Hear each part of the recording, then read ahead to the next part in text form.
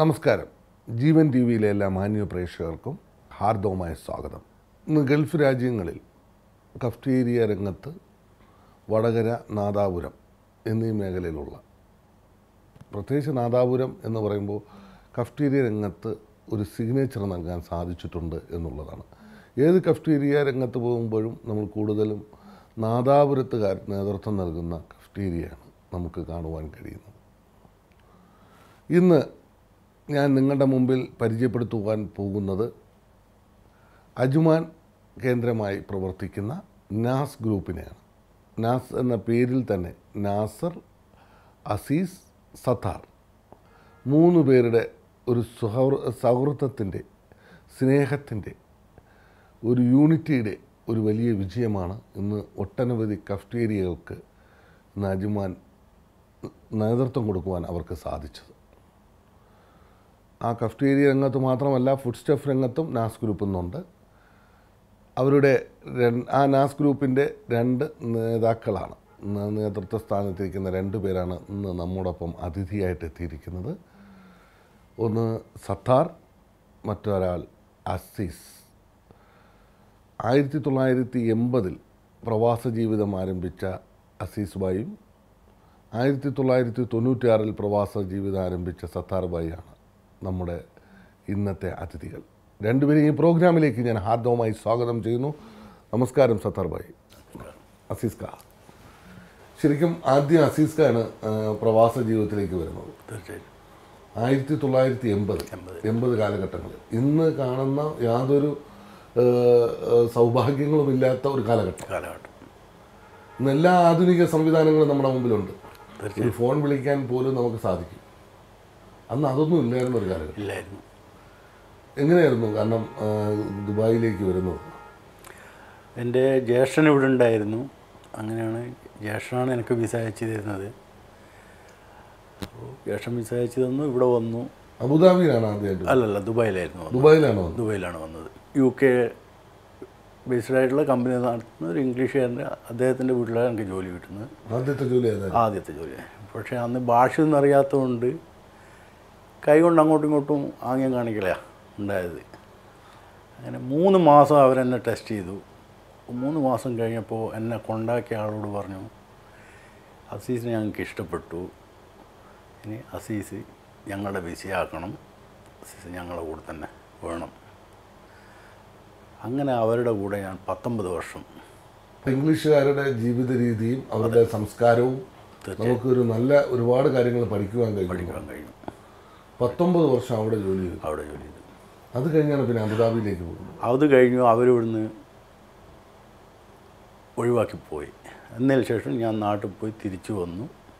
പിന്നെ ദുബൈയിൽ തന്നെ നിന്നു. ദുബൈയിൽ നിന്ന് കുറച്ച് അവിടെ ഇവിടെയൊക്കെ ആയിട്ട് ജോലി ചെയ്തു. അങ്ങനെയാണ് ബിസിനസ്സിലേക്ക് ഇറങ്ങുന്നത്, കടന്നു വരുന്നത്. ദുബൈയിൽ ചെറിയൊരു സ്റ്റോർ എന്ന് പറഞ്ഞാൽ ഇപ്പോഴത്തെ ഗ്രോസറി തുടങ്ങി. അവിടെ നിന്നാണ് ബിസിനസ് സ്റ്റാർട്ട് ചെയ്യുന്നത്. സ്വന്തം സ്വദേശം വടകര അല്ലേ? വടകര, എടച്ചേരി തലായി എന്ന് പറയും. തലായി എന്ന് പറയുന്ന സ്ഥലത്താണ് ജനിച്ചത്. പിതാവിന് എന്ത് ജോലിയായിരുന്നു? കൃഷിയായിരുന്നു. എത്രാമത്തെ മകനായിരുന്നു അസീസ് ഖാൻ? ഞാൻ 3ാമത്തെ.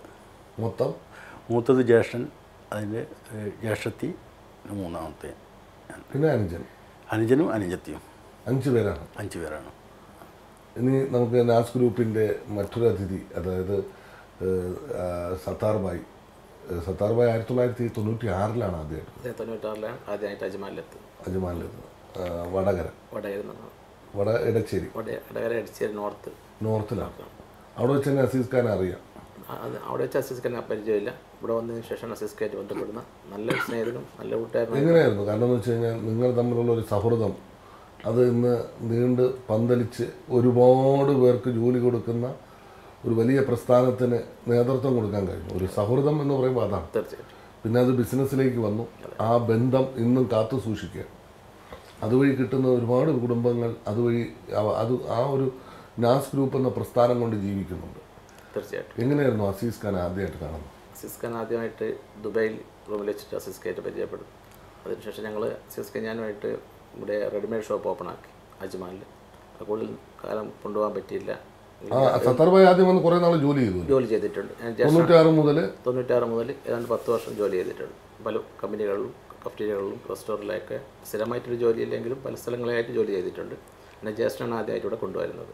അതിനുശേഷം അസീസ്കായിട്ട് ബന്ധപ്പെട്ടു. കൂടുതൽ കാലം അസീസ്കായിട്ട് നല്ല ബന്ധങ്ങൾ ഇങ്ങനെ പുലർത്തി. അതിനുശേഷം അസീസ്ക ബിസിനസ്സിലേക്ക് കടന്നു വന്നിട്ടുണ്ട്. അസീസ്ക ഓൾറെഡി ആദ്യം ബിസിനസ്സുകാരനായിരുന്നു. ഞാൻ വെറും ജോലി ചെയ്യുന്ന ആളായിരുന്നു. അപ്പോൾ അസീസ്കായിട്ട് ബന്ധപ്പെട്ടു. അസീസ്ക ഞാനും വേറെ മുഹമ്മദ് ഖാൻ എന്ന് പറയുന്ന ആളും കൂടി ചേർന്നിട്ട് ഒരു റെഡിമെയ്ഡ് ഷോപ്പ് ഓപ്പണാക്കി. അജ്മാൻ. അത് കൂടുതൽ കാലം കൊണ്ടുപോകാൻ പറ്റിയില്ല. പരാജയമായിരുന്നു അത്. അതിനുശേഷം ഞാൻ സ്വന്തമായിട്ട് തന്നെ ഒരു ഫുഡ് ഷോപ്പ് എടുത്തു. വിസയൊക്കെ അവിടെ നിലനിർത്തി. വീണ്ടും അസീസ്ക ഞാനും നല്ല ബന്ധമാണ്. അസീസ്ക ഞാനും നസർക്കയും മറ്റുള്ള കൂട്ടുകാരൊക്കെ നല്ല ബന്ധമാണ്. അതിനുശേഷം നമ്മൾ ആദ്യമായിട്ട് അജ്മാൽ ഷെയ്ഖ് അമ്മാർ റോഡിൽ കർക്കൽ സാഫ്രൻ എന്ന് പറയുന്നൊരു ബ്രാഞ്ച് ഫസ്റ്റ് ഓപ്പണാക്കി. അതിൻ്റെ സ്റ്റാർട്ടിങ് അവിടെയാണ് ഉണ്ടായിരുന്നത്. ഈ ഒരു സഫ്രാൻ കറക്റ്റിയാണ് ഫസ്റ്റ് സ്റ്റാർട്ടിങ് അവിടെ. അതാണ് ഒരു നമ്മുടെ കഫ്റ്റീരിയയിൽ നിന്ന് വ്യത്യസ്തമായിട്ടാണ് അല്ലേ? അതെ. ഒരു സാധാരണ ഒരു കഫ്റ്റീരിയ അല്ല. സഫ്രാനിന് കറക്റ്റിയാണ്. ചായക്കാണ് ഏറ്റവും കൂടുതൽ ഇമ്പോർട്ടൻറ്റ് പ്രാധാന്യം കൊടുത്തത്. ചായക്കാണ് ഏറ്റവും കൂടുതൽ പ്രാധാന്യം കൊടുക്കുന്നത്. നമ്മൾ ചായ നല്ല സഫ്രാൻ ഇട്ട് കൊടുക്കുന്ന ടീ. ഒറിജിനൽ സാഫ്രാൻ നമ്മൾ ഉപയോഗിക്കുന്നത്. സാഫ്രാൻ ഇട്ടിട്ട് ചായ കൊടുക്കുന്നതാണ് മെയിൻ. നമ്മൾ ഷെയ്ഖ് അമ്മാർ റോഡിലാണ് ആദ്യത്തെ സ്ഥാപനം. ഷെയ്ഖ് അമ്മാർ റോഡിൽ. ഏത് വർഷമാണ് തുടങ്ങുന്നത്? 8 വർഷം മുമ്പ് സ്റ്റാർട്ട് ചെയ്തു. അവിടെ നിന്ന് എത്രാമത്തെ ഷോപ്പിലാണ് ഇപ്പോൾ നമ്മൾ എത്തി നിൽക്കുന്നത്? നമ്മളിപ്പം കടക്ക് സാഫ്രാൻ്റെ ബ്രാഞ്ച് തന്നെ 8 എണ്ണം ഉണ്ട് അജ്മാലിൽ. അതുകൂടാതെ മറ്റുള്ള ഷോപ്പുകളും ഫുഡ് സ്റ്റഫായിട്ടും റെസ്റ്റോറൻ്റ് ആയിട്ടും ഒക്കെ വേറെയും കഫ്റ്റീരിയ ആയിട്ടൊക്കെ ഉണ്ട്. കോഫി ടൈം, സിസ്റ്റർ കഫ്റ്റീരിയ എന്ന് പറയുന്ന വ്യത്യസ്ത പേരിലും മറ്റുള്ള കഫ്റ്റീരിയകളുണ്ട്. അവിടെ എല്ലാം നമ്മൾ അസീസ്കായുടെ ബ്രദറാണ് നാസർ. നാസർ നാട്ടിലാണ്. അസീസ്കായുടെ ഏറ്റവും ഇളയ അനുജനാണ്. അപ്പോൾ അതാണ് നാസ് എന്ന് പറയും. നാസർ, അസീസ്, സത്താർ. പൊതുവേ ഞാൻ ഇവിടെ അജ്മാലിൽ വരവ് കുറവാണ്. ഇവരാണ് എല്ലാം കൈകാര്യം ചെയ്യുന്നത്. ഈ നാദാപുരത്തുകാരുടെ ഒരു കുത്തകയാണ് കഫ്റ്റീരിയ. തീർച്ചയായിട്ടും. അതിൻ്റെ കാരണം എന്താ? നാദാപുരക്കാർ ഒരു കാറ്റീരിയ എടുത്ത് വിൽക്കാൻ പോവുകയാണെങ്കിൽ, വേറൊരു നാട്ടുകാരെടുക്കുന്നതാണെങ്കിൽ അവർ 100 വട്ടം ആലോചിക്കും. നാദാപുരക്കാർ എന്തുകൊണ്ട് ഈ കാറ്റീരിയ വിൽക്കുന്നത്? എന്തോ ഇതിൽ പ്രശ്നമുണ്ട്. നാദാപുരംകാർ വിറ്റൊരു കഫ്റ്റീരിയ വാങ്ങിച്ച് ഒരാളും വിജയിക്കാൻ പോണില്ല എന്നുള്ളൊരു വിശ്വാസമുണ്ട്. കാരണം എന്താ പറഞ്ഞാൽ നാദാപുരത്തുകാർ വെറും സാലറി കിട്ടുകയാണെങ്കിലും ഷോപ്പ് കൊണ്ടുപോകും. പ്രോഫിറ്റ് ഇല്ലെങ്കിലും ഒരു പണി എന്ന രീതിയിലെങ്കിലും അത്രത്തോളം 14 മണിക്കൂർ ജോലി ചെയ്തിട്ടും കൊണ്ടുപോകും. മറ്റുള്ളവർ എത്രയും ജോലി ചെയ്യാൻ ചെയ്യില്ല. 8 മണിക്കൂർ അവരുടെ ഒരു മേഖലയാണ് നാദാപുരത്തിൻ്റെ കഫ്റ്റീരിയ എന്ന് പറയുന്നത്. നാദാപുരവും വടകരയൊക്കെ അടുത്തടുത്ത് കിടക്കുന്ന ഓർക്കാട്ടേരിയും. ശരിക്കും ആ ഒരു ബിസിനസ് എന്ന് പറയുന്നത് നമ്മുടെ ഇതിൽ ജന്മം മുതലേ കിട്ടുന്നതാണ് അല്ലേ? തീർച്ചയായും. കാരണം നമ്മുടെ കൺമുമ്പിൽ നമ്മൾ വളർന്ന കാലം തൊട്ടേ ബിസിനസ്സുകാരെ നമ്മൾ കണ്ട് വളർന്ന കാലഘട്ടങ്ങളാണ്. പൊതുവേ ഈ നാദാപുരക്കാർ എന്ന് പറഞ്ഞാൽ വന്ന ഒരു വർഷം കൊണ്ട് തന്നെ എന്തെങ്കിലും ഒരു കടയിൽ ഒരു 10% 5% ഷെയർ കൂടാൻ നോക്കും. അത് നാട്ടിൽ നിന്ന് പൊന്ന് വിട്ടിട്ടെങ്കിലും ആൾക്കാർ എന്ത് ചെയ്യുന്നുണ്ട്? ഈ ഒരു ബിസിനസ്സിലേക്ക് ഇറങ്ങുന്നുണ്ട്. അതായത് എംപ്ലോയീസിനെയും കൂടെ പ്രൊട്ടക്ട് ചെയ്തുകൊണ്ട് പോകുന്ന ഒരു സംവിധാനമാണ് ഒരു ബിസിനസ്സിൽ.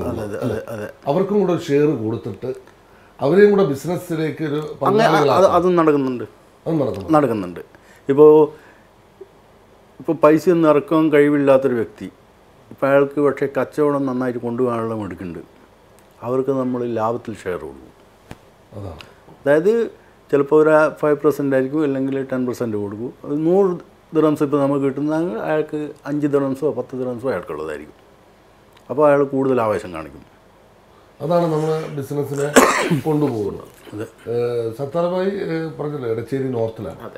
പിതാവിന് എന്ത് ജോലിയായിരുന്നു? പിതാവ് ആദ്യം സലാലിയായിരുന്നു. സലാലിയിൽ ജോലി ചെയ്തു. എത്രാമത്തെ മകനായിരുന്നു? ഞാൻ 4ാമത്തെ മകൻ. മൊത്തം 6 കുട്ടികളാണ്. അതുകൂടാതെ നമ്മുടെ ജീവിതത്തിൽ ഏറ്റവും കൂടുതൽ സ്വാധീനിച്ച വ്യക്തികൾ എന്ന് നമ്മുടെ ഉപ്പായും ഉമ്മായും തന്നെ. അത് തീർച്ചയായിട്ടും. എത്രത്തോളമാണ് അസീസ്ക ആ ഒരു കർഷകനായ കൃഷിക്കാരനായിരുന്ന ഒരു ഉപ്പ ആ ഒരു ജീവിതത്തെ എത്രത്തോളം നമുക്ക്, കാരണം ആ കാലഘട്ടത്തിൽ ഒരുപാട് ബുദ്ധിമുട്ടുകളും പ്രയാസങ്ങളും അനുഭവിച്ചിട്ടാണ് നമ്മളെ വളർത്തിയത്. അതെ. വലിയൊരു ആ കാലഘട്ടം എന്ന് പറയുമ്പോൾ നമുക്കറിയാം ബുദ്ധിമുട്ടുകളും പ്രയാസങ്ങളും ഉള്ള ഒരു കാലഘട്ടം. തീർച്ചയായിട്ടും. എത്രത്തോളമാണ് താങ്കളുടെ ജീവിതത്തിൽ എന്ന് പറഞ്ഞു കഴിഞ്ഞാൽ ഇപ്പോൾ കൃഷി എന്ന് പറയുന്നത് പൊതുവെ തേങ്ങ മറ്റുള്ള വീട്ടുകാർക്കെല്ലാം തേങ്ങ ഉണ്ടാവുമല്ലോ, അവിടുന്ന് മൊത്തം തേങ്ങ വിലക്കെടുത്തിട്ട് ഞങ്ങളുടെ നാട്ടിലൊരു സമ്പ്രദായമുണ്ട്. എങ്ങനെയെന്ന് പറഞ്ഞാൽ, നിങ്ങൾ തിരുവനന്തപുരം ആ ഭാഗത്തുണ്ടോ എന്നുള്ളത് നമുക്കറിയില്ല, ഈ തേങ്ങ ഈ അടുക്കളയുടെ മേലെ ഇടും. തട്ടുണ്ടാവും. അത് ഏകദേശം 8 മാസം 9 മാസം ഇതിൻ്റെ പുക കൊണ്ടിട്ട് ഇത് ബോഡി ആയിട്ട് വരും, ഉണങ്ങി ഇതായിട്ട്. ഈ കൊപ്ര രൂപത്തിൽ തന്നെ ഉണങ്ങി നല്ല ഇതായിട്ട് വരും. അത് ആയിക്കഴിഞ്ഞതിന് ശേഷം ആ ഒരു 8 മാസമെല്ലാം കഴിഞ്ഞ് കഴിഞ്ഞാൽ അത് താഴെ എടുത്തിട്ട് എന്ത് ചെയ്യും, കൊപ്രയാക്കിയിട്ട് ടൗണിൽ കൊണ്ടുപോയി വിൽക്കും. അപ്പോൾ അതിൽ എന്തെങ്കിലും ഒരു മെച്ചം കിട്ടും. അങ്ങനെയാണ് പൊതുവേ ഞങ്ങളുടെ നാട്ടിൽ എൻ്റെ ഉപ്പ അതിൽ നിന്ന് കിട്ടുന്ന വരുമാനം കൊണ്ടാണ് ഞങ്ങളൊക്കെ വളർത്തിയതും ചെയ്തതും. അസീസ്ക വിവാഹം കഴിച്ച എവിടെ നിന്നാണ്? എൻ്റെ അടുത്ത് തന്നെയാണ്. വടകര ഇരിങ്ങണ്ണൂർ എന്ന് പറഞ്ഞ സ്ഥലമാണ്. വൈഫിൻ്റെ പേര് ഷെരീഫ. എത്ര കുട്ടികളാണ്? ഒരേ ഒരു മകളേ ഉള്ളൂ. പേര് തസ്നി. ഇന്ന് സഫ്രാൻ കറക്റ്റ് ടീ ആണ്, അതാണ് ഇന്ന് നമ്മൾ ഫോക്കസ് ചെയ്യുന്നത്. ഇന്ന് അജ്മാനിലെ മിക്ക സ്ഥലങ്ങളിലും അത് ഫേമസ് ആണ്. അങ്ങനെ ഒരു ആശയം എങ്ങനെയാണ് മനസ്സിൽ വന്നത്? ആശയം വന്നത് ശരിക്ക് എൻ്റെ അനുജനും സത്താറിനും കൂടിയിട്ടാണ് ആശയം വന്നത്. കാരണം ഞാൻ പറഞ്ഞില്ലേ, ഞാനിവിടെ പൊതുവെ അജ്മാനിൽ അധികം വരാറില്ല. അബുദാബിയാണ് അബുദാബിയിലാണ് എൻ്റെ ബിസിനസ് മെയിനായിട്ട് നടക്കുന്നത്. കൂട്ടു ബിസിനസ്സും ഉണ്ട്, അല്ലാതെയും ഉണ്ട്. അബുദാബിയിൽ കൂട്ടു ബിസിനസ് തന്നെയാണ്. എല്ലാത്തിനും കൂട്ടുണ്ട്. PC മുഹമ്മദ് ഹാജി എന്നാണ് പേര്. എൻ്റെ അയൽവാസി കൂടിയാണ്. നമ്മൾ 16 വർഷത്തോളമായി ഒന്നിച്ചാണ് ബിസിനസ് ചെയ്യുന്നത്. ഗ്രോസറി ഉണ്ട്, സൂപ്പർ മാർക്കറ്റാണ് അബുദാബി മെയിനായിട്ട്. അത് കഴിഞ്ഞ് റെസ്റ്റോറൻ്റ് ഉണ്ട്, കഫറ്റേരിയ ഉണ്ട് അബുദാബിയിൽ. അതുപോലെ തന്നെ ദുബൈയിലുണ്ട്. ശരിക്കും ഇന്ന് ഒരുപാട് ഡെവലപ്പ് ചെയ്തുകൊണ്ടിരിക്കുകയാണ്. നമുക്ക് ഇന്ന് ഒട്ടനവധി പേർക്ക് ജോലി കൊടുക്കാനുള്ള ഒരുപാട് പ്രസ്ഥാനങ്ങൾക്ക് നേതൃത്വം കൊടുക്കാൻ കഴിഞ്ഞു. എന്ത് തോന്നുന്നു മനസ്സിൽ? വളരെ സന്തോഷമാണ്. അതിൽ എല്ലാ കാര്യത്തിലും സ്റ്റാഫിൻ്റെ കാര്യത്തിലൊക്കെ എല്ലാ ജോലി കൊടുക്കാൻ കഴിഞ്ഞതിൽ വളരെ സന്തോഷമാണ്. ഇന്ന് സഫ്രാൻ കറക്റ്റ് മാത്രമല്ല, അവിടെ സാൻഡ്വിച്ചുകളുണ്ട്, എല്ലാ സാൻഡ്വിച്ച് ജ്യൂസുണ്ട്. പിന്നെ ജ്യൂസ് ഉണ്ട്. നമ്മൾ വെറൈറ്റി ആയിട്ട് പാൻ കേക്ക്, ഹണി കേക്ക്, അതുപോലെ നമ്മളതായിട്ടുള്ള കറക്റ്റ് സാഫ്രാൻ്റെ കേക്ക് ഐറ്റംസുകളുണ്ട്, നമ്മളതായിട്ടുള്ള ജ്യൂസ് ഐറ്റംസ്, നമ്മളെ ചായ, അതായത് നമ്മൾ കറക്റ്റ് സാഫ്രാൻ്റെ ഇത് നമ്മുടേതായ സ്പെഷ്യാലിറ്റി ഉണ്ട്. അത് മറ്റൊരിടത്ത് കിട്ടില്ല. അതാണ് ഞങ്ങളുടെ ഒരു വിജയം എന്ന് പറയുന്നത്. എത്രത്തോളമാണ് എംപ്ലോയീസ് ഈ ഒരു പ്രസ്ഥാനത്തിന് മുന്നോട്ട് പോകാൻ സഹായിച്ചിട്ടുള്ളത്? വളരെയധികം. ഓരോ ഷോപ്പിലെ ഇൻചാർജ് ചെയ്യുന്നവരും അവിടുത്തെ ജോലിക്കാരൊക്കെ വളരെ നമ്മളെ ആത്മാർത്ഥമായിട്ട് സപ്പോർട്ട് ചെയ്തിട്ടുണ്ട്. നമ്മളതുപോലെ തന്നെ അവരെല്ലാ വിശേഷ ദിവസങ്ങളിലാവട്ടെ മറ്റുള്ള ദിവസങ്ങളിൽ അവർക്ക് നമ്മൾ വേണ്ടതുപോലെ എല്ലാ രീതിയിലും സപ്പോർട്ട് ചെയ്ത് കൊടുക്കാറുണ്ട്. എത്രത്തോളമാണ് താങ്കളുടെ ജീവിതത്തിൽ ഉപ്പായുമായി സ്വാധീനിച്ചത്? വളരെ അത് പറയാൻ പറ്റില്ല, അത്രയുണ്ട്. കാരണം നമ്മളെ വളർത്തിയതും വളരെ ബുദ്ധിമുട്ടിൽ വളർത്തിയതാണ്. അത് പറയുമ്പോൾ വളരെ കണ്ണുകൾ നിറയുന്നു. സത്താർ ഭായിക്ക് എത്രത്തോളം ഇന്ന് ഉപ്പായുമായും ഇപ്പോൾ ജീവിച്ചിരിപ്പുണ്ട്. നാട്ടിൽ തന്നെ, തറവാട്ടിലാണ്. സ്വന്തമായിട്ട് നല്ല. എവിടെ നിന്നാണ് വിവാഹം കഴിച്ചത്? ഞാൻ നാദാപുരത്ത്. വൈഫിൻ്റെ പേര് റംല. കുട്ടികൾ? 3 പേര്. മൂത്തയാള് സഹല മോള്. രണ്ടാമത്തെ മുഹമ്മദ് ഷ്യാസ് ഇവിടെ ഉണ്ട്.